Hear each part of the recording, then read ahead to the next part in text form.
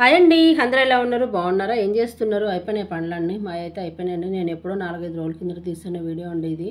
అప్పటి నుంచి అనుకుంటున్నా పెడదామని కుదరట్లేదు. ఈ రోజుకి ఎట్లాగేలాగా అయిపోయిందండి. ఎందుకంటే రోజు ఎక్కడికి వెళ్ళటం రావటం పనులతో అలా అయిపోతుందనమాట. అందులో ఈ ఎండలు ఒకటి బాగా అయిపోయాయి కదా.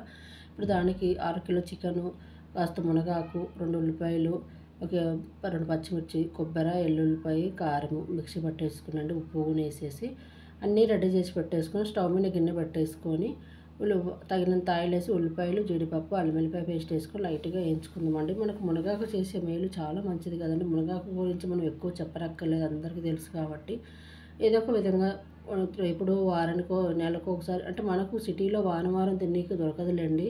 ఎక్కడో మునగ చెట్లు తక్కువ ఉంటాయి కదా, కొనుక్కోవాలంటే బోల్డ్ రేట్ ఉంటాయని మన మార్కెట్లో ఉంటే అడిగితే 50 రూపాయలు చెప్పిందండి కట్ట అంటే పెద్ద కట్ట ఏం కాదు, ఒక 5-6 రెమ్మలు ఉంటాయన్నమాట. కాకపోతే ఆకు చాలా ఫ్రెష్గా ఉంది, చాలా బాగుంది. కాకపోతే మరీ 50 రూపాయలు అండి బాబోయ్ అనిపించి అది సర్లేండి, చిగురు 50 రూపాయలు చెట్రాకు అన్నీ కానీ తీసుకుంటలేమలా. కానీ మునగా కండిలోపు నాకు ఎందుకు అంత తీసుకోవాలా అనిపించింది. తర్వాత నెక్స్ట్ రోజే మా బావగారు వాళ్ళ ఇంటికాడికి వెళ్తే పక్కన చెట్టు ఉందనమాట. అరే బాగుంది లేతగా, అడిగితే ఏమైనా తీసుకోమ్మా అనింది. సరే కొంచెం మిర్చి అమ్మ అంటే ఆవిడ ఇచ్చేస్తారు అనమాట.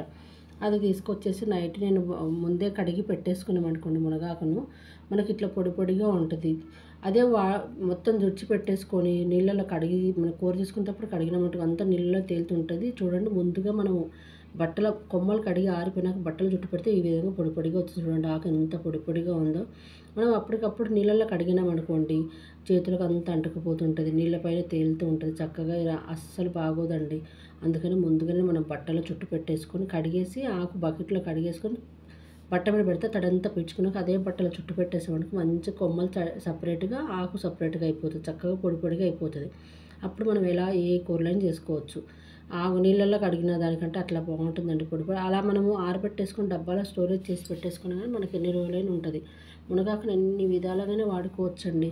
పప్పులో వేసుకోవచ్చు, ఫ్రై చేసుకోవచ్చు. అచ్చంగా మునగాకును ఉడకబెట్టేసి కాస్త కొబ్బరికారం వేసుకొని సాయంత్రం పూట స్నాక్స్ లాగా తినొచ్చు. కొద్దిగా కొబ్బరికారం వేసుకొని లైట్గా వేసుకోవచ్చు. దాంట్లో పెసరపప్పు అయినా, కందిపప్పు అయినా, బొబ్బెళ్ళు అయినా, శనగలు కానీ ఉడకబెట్టుకుని ఎట్లా తీసుకున్నా మంచిదండి.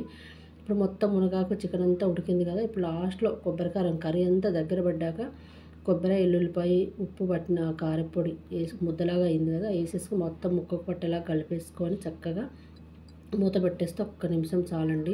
మనకు ఆయిల్ అంతా పైకి వచ్చింది చూడండి. ఇప్పుడు మనకు కర్రీ రెడీ అయిపోయింది అనమాట.